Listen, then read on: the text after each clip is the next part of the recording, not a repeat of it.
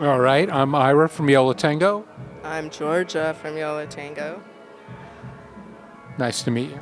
Hello.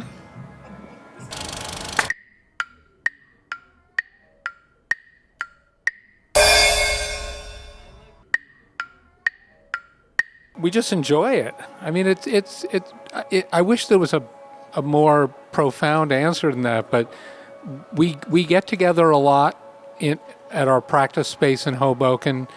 Even if we don't have something important to do, we'll just kind of get together and see what's going on. And sometimes we'll play, just jam, and sometimes we'll work on a cover song for some, like right now, a friend of ours who passed away, there's a tribute concert. So we have to learn some songs to pay tribute to him.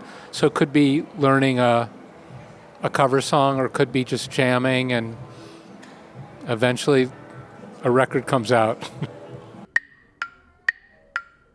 Pretty much. I mean, we every few, you said year after year. I would say maybe every 3 years.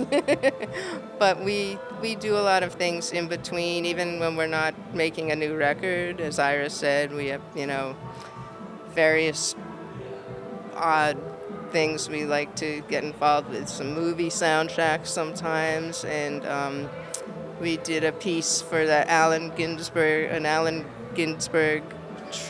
What was that? A tribute? I don't quite know what that was, but it was fun to do. David Byrne, we did that. That was the Yoko.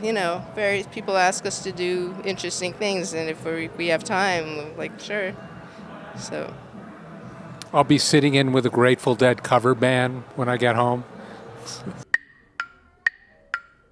Well, it all centered on the one venue in town called Maxwell's, and it was a very social scene there because even though Hoboken is very close to New York City geographically, emotionally, it's further away.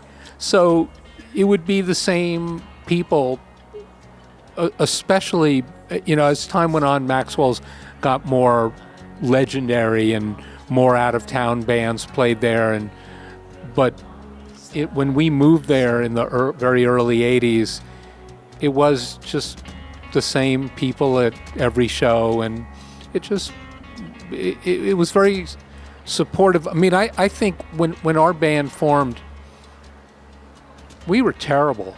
We just liked playing, and we wanted to play, and we were fortunate to be in a city, in a town where you didn't have to be good. You just had to, your friends said, sure, come play.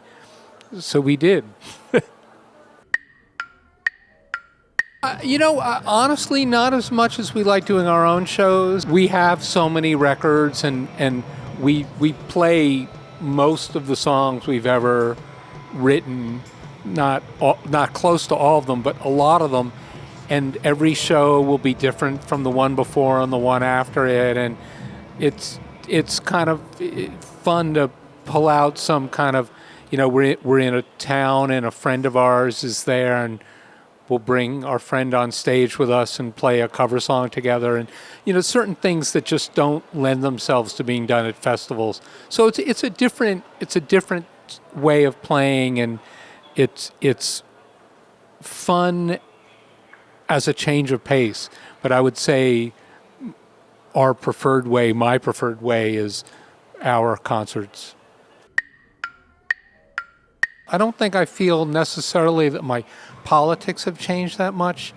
My optimism about my ability to do anything about it, that's changed for the worse, so which I think leads to the mood that you described. Well, I think also there's so much one thing after another on top of another that I wouldn't say numb, but you kind of get used to, oh yeah, another, shooting of, whatever, 40 people were killed in Texas somewhere. Okay, there's another one the next day. And I mean, in a way, it's not numb. You feel I think you just feel awful more often. But if I might, I think that's what I'm talking about. Like when we were young, the Vietnam War was going on. The National Guard were shooting college students for demonstrating. You know, the rioting. I mean, there were terrible things going on. I mean, the water was even more polluted then than it is now.